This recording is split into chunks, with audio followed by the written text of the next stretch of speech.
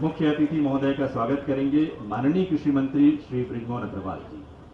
आपका स्वागत करेंगे माननीय सांसद श्री रमेश बैस। आपका स्वागत करेंगे माननीय गृह मंत्री छत्तीसगढ़ श्री राम सेवक पैकरा।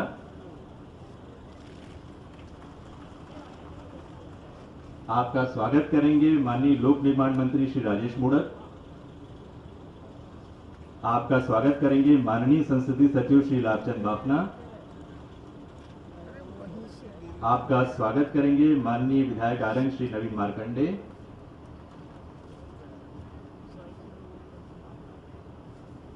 हमारे बीच राज्यसभा सांसद श्री भूषण लाल जांगड़े जी भी पधारे हैं। मैं जांगड़े जी से निवेदन करता हूं कि छत्तीसगढ़ के यशस्वी मुख्यमंत्री माननीय डॉक्टर रमन सिंह जी,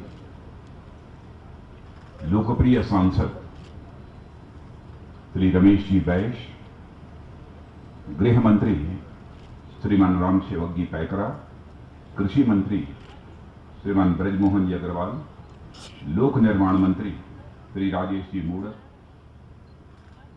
श्रीमती रामशीला जी साहू, मंत्री छत्तीसगढ़ सरकार, संसदीय सचिव श्री लाभचंद जी बाफना, श्री भूषण लाल जी जांगड़े, सांसद Rajya Sabha, Shri Vivek ji Dham, chief secretary Chhattisgarh, Shri A N Upadhyay, director general police Chhattisgarh, और हमारे प्रदेश अध्यक्ष यहां पर श्री कौशिक जी भी हैं।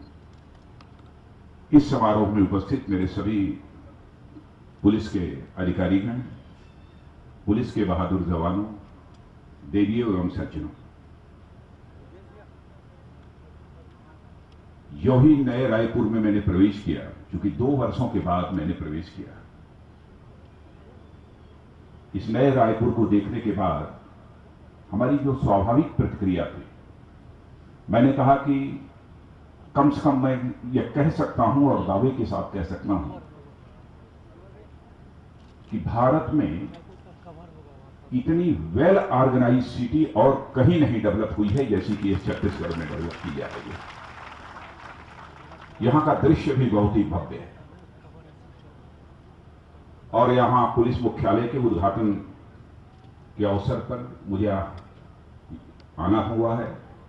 इसे मैं अपना सौभाग्य मानता हूं और इस पुलिस मुख्यालय की बिल्डिंग को देखने के बाद भी और यह जानकारी हासिल होने के बाद यहां पर जितने भी ऐसे वरिष्ठ अधिकारी हैं अपने पुलिस विभाग के, सारे एक ही अम्ब्रेला के नीचे रहेंगे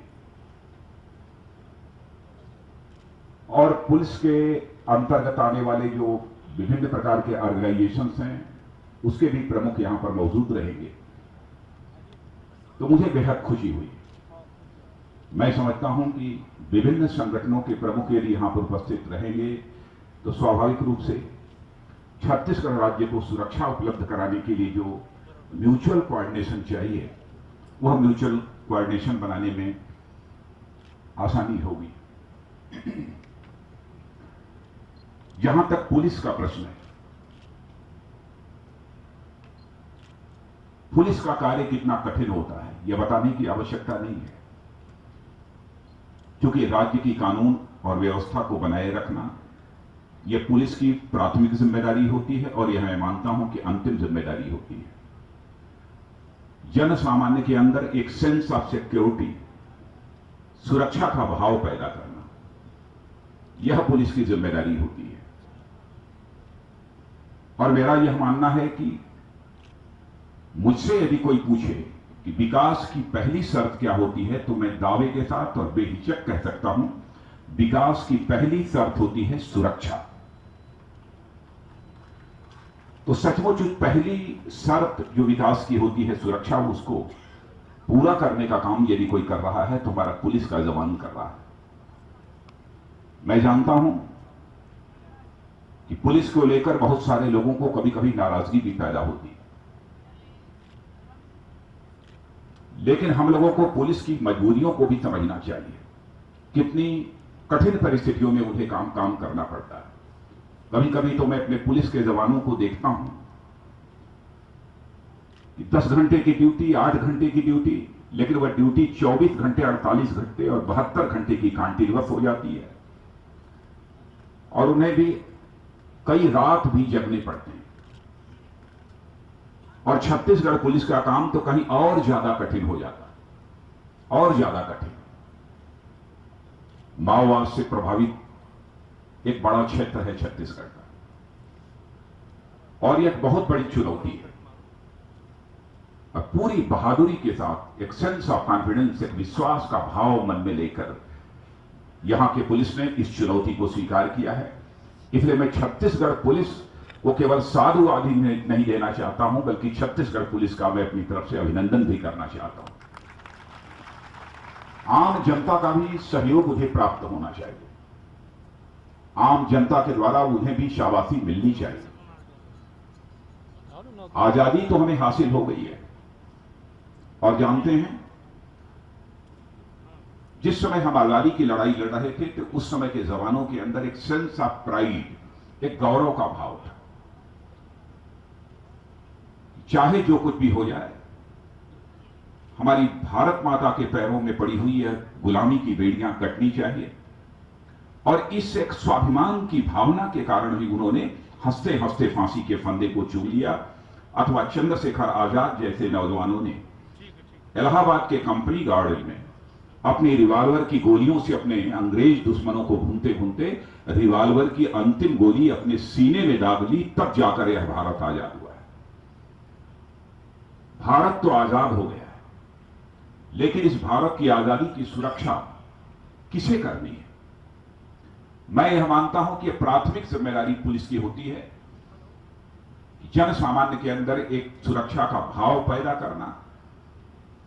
और सुरक्षा का भाव जब तक लोगों के अंदर पैदा नहीं होगा, तब तक मैं समझता हूं कि देश की आजादी जो हासिल हुई है हमें, हम उसकी भी सुरक्षा नहीं कर पाएंगे। और इस प्राथमिक जिम्मेदारी का काम यह पुलिस कर रही है। आजादी हासिल हुए वर्षों गुजर गए। जिस समय आजादी की लड़ाई जवान लड़ रहे होंगे, उस समय सोचा होगा उन्होंने कि जब भारत आजाद हो जाएगा तो हम जैसा चाहेंगे अपने सपनों के एक नए भारत का निर्माण करेंगे। लेकिन आजादी के इतने वर्ष गुजर जाने के बावजूद मैं कह सकता हूं कि आज लोग भले ही यह महसूस कर रहे हो कि हमें राजनीतिक आजादी मिल गई है, लेकिन हिंदुस्तान का एक बहुत बड़ा समाज ऐसा भी है जो यह महसूस करता है कि राजनीतिक आजादी तो मिल गई है, लेकिन आर्थिक आजादी नहीं मिली है। केवल एक समय की रोटी हासिल करने के लिए क्या क्या करना पड़ता है, यह बताने की आवश्यकता नहीं है। आप सभी इससे अच्छी तरह परिचित हैं। लेकिन मैं कह सकता हूं कि विगत 1 वर्षों से जो हमारी सरकार बनी है, हमारे प्रधानमंत्री श्री नरेंद्र भाई मोदी के नेतृत्व में, उसने इस आर्थिक गुलामी से भी से हिंदुस्तान को आजाद कराने की आधारशिला 1 वर्षों में रखने में कामयाबी हासिल की है। कई ऐसे प्रभावी कदम हम लोगों ने उठाए हैं। मैं मानता हूं कि उसका परिणाम 1-2 साल के अंदर दिखाई नहीं देगा। परिणाम दिखने में 5 से लेकर 7 वर्षों का स्वाभाविक रूप से समय लगेगा। लेकिन मेरा यह विश्वास है कि 3 वर्ष के बाद लोगों को इसका एहसास होना प्रारंभ हो जाएगा। यह बात मैं क्यों कह रहा हूं?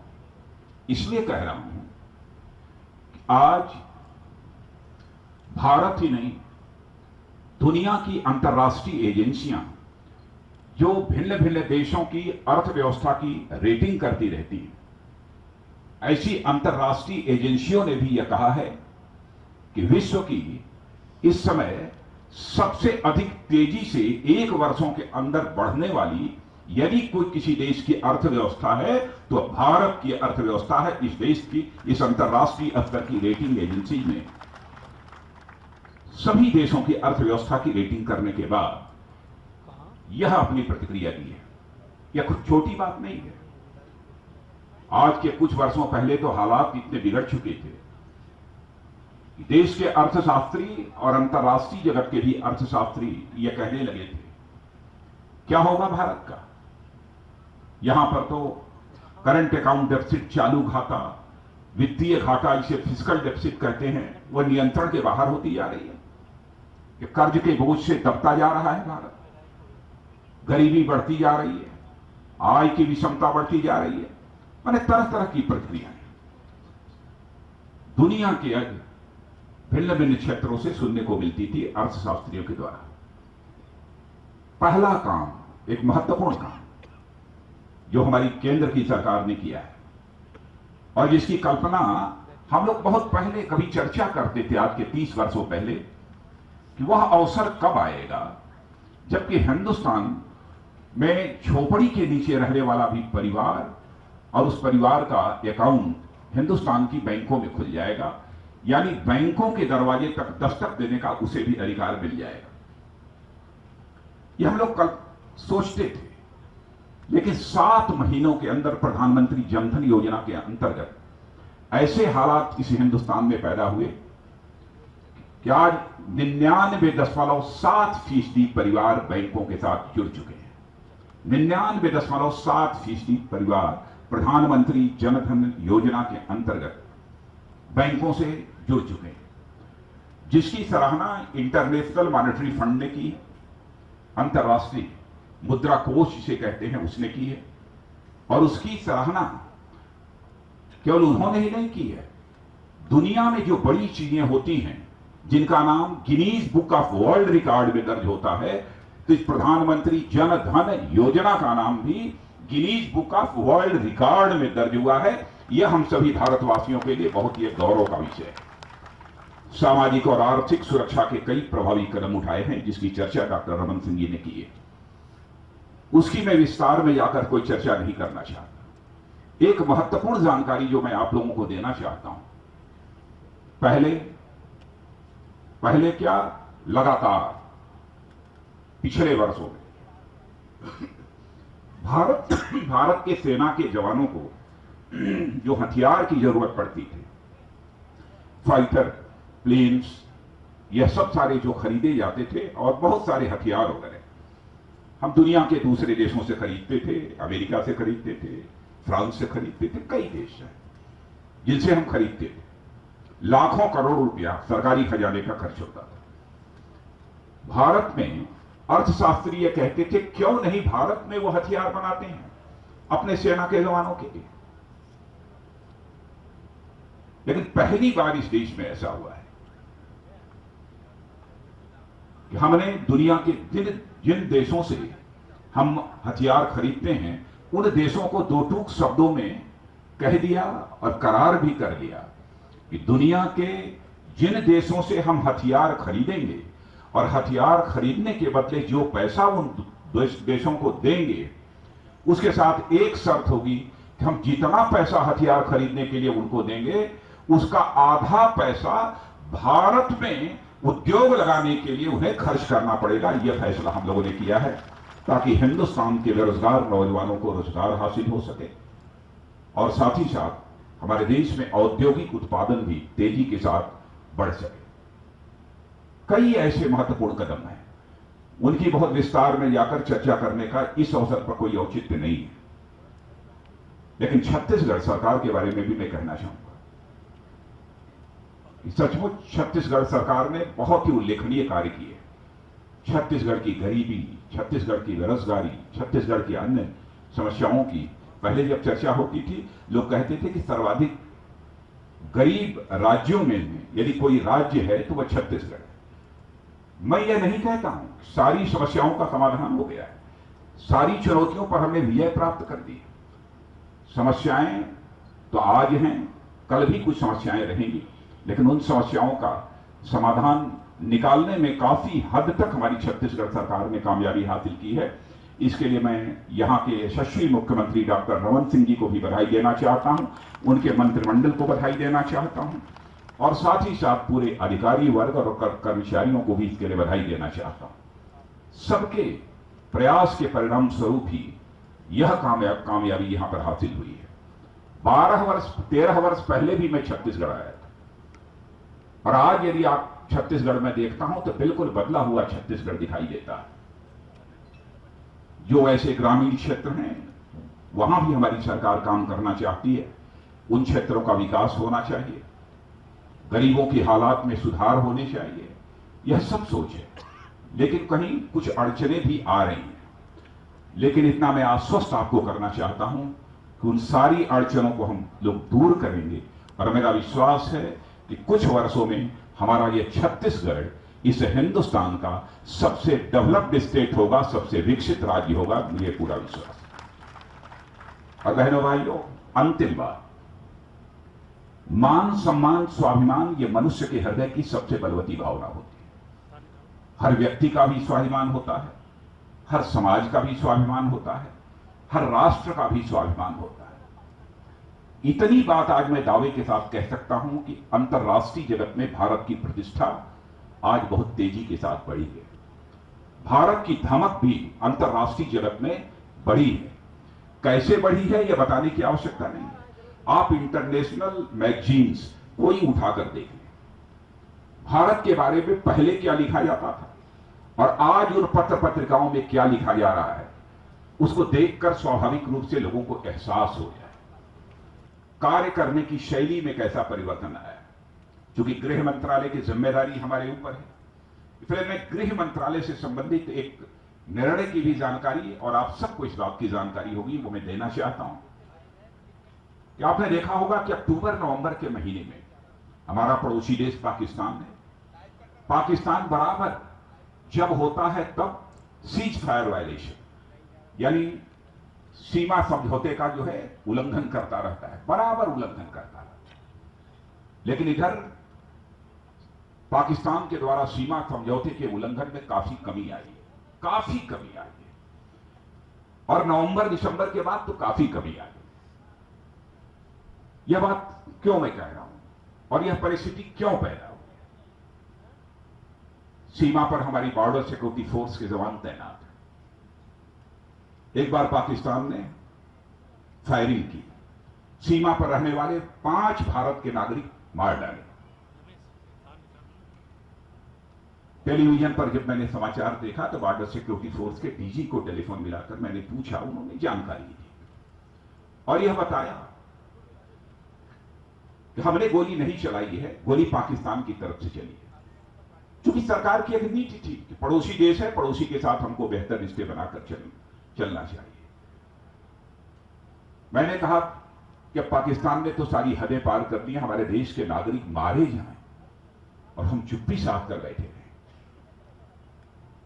और 16 बार हमारे जवानों ने उन्हें झंडा दिखाया कि हम आपके ऊपर गोली नहीं चलाना चाहते, हम बातचीत करके यदि कोई समस्या है तो उसका समाधान करना चाहते, फिर भी उनके द्वारा फायरिंग की जा रही है। तो मैंने director general border security force को कहा, पहली गोली तो अपनी तरफ से नहीं चलनी चाहिए, लेकिन इस बार यदि पाकिस्तान की तरफ से गोली चलती है तो उसका मुंहतोड़ जवाब दिया जाना चाहिए। और मेरे बहनों भाइयों, आपको जानकर खुशी होगी कि हमारे बॉर्डर सिक्योरिटी फोर्स के जवानों ने ऐसा मुंहतोड़ जवाब दिया था कि आपने समाचार पत्रों में और टेलीविजन चैनल पर भी आपने देखा होगा कि वही पाकिस्तान जो गोली पहले चलाता था, सीज फायर का वायलेशन करता था, वही पाकिस्तान त्राहिमाम त्राहिमाम त्राहिमाम करने लगा और वो पाकिस्तान और संयुक्त राष्ट्र संघ से गुहार करने लगा कि संयुक्त राष्ट्र संघ को अब हस्तक्षेप करना चाहिए। ये ताकत किसी भी देश के अंदर एक जो दिलेरी होनी चाहिए, एक जो धमक होनी चाहिए, वो भारत की अंतर्राष्ट्रीय जगत में बड़ी है। और मैं आपको आश्वस्त करना चाहता हूं, चाहे जो कुछ भी हो जाए, चाहे उसके लिए हमें जो भी कीमत चुकानी पड़े, हम अपने यहां के सेना के जवानों, पैरामिलिट्री फोर्सेस के जवानों और पुलिस के जवानों के दमखम के आधार पर और अपने देश के नागरिकों के राष्ट्रीय स्वाभिमान के आधार पर यह बात दावे के साथ कह सकते हैं, चाहे हमें जो भी कीमत चुकानी पड़े, भारत के मान सम्मान स्वाभिमान पर यदि कोई चोट पहुंचाने की कोशिश करेगा तो हम लोग किसी भी सूरत में उसे माफ नहीं करेंगे। यह मैं भरोसा और विश्वास आप सबको दिलाना चाहता हूं। आज के अवसर पर इससे ज्यादा कुछ न कहते हुए मैं पुनः इस छत्तीसगढ़ के पुलिस मुख्यालय के उद्घाटन अवसर पर मैं पूरे पुलिस परिवार को, डायरेक्टर जनरल पुलिस से लेकर नीचे तक के जितने भी सब सारे पुलिस परिवार को अपनी तरफ से हार्दिक शुभकामनाएं देता हूं और छत्तीसगढ़ सरकार को भी बधाई देना चाहता हूं कि उन्होंने इस प्रकार का एक भव्य पुलिस मुख्यालय बनाने का निर्णय किया और उसमें उन्होंने कामयाबी हासिल की है। आप सबको बहुत बहुत धन्यवाद। बहुत बहुत धन्यवाद।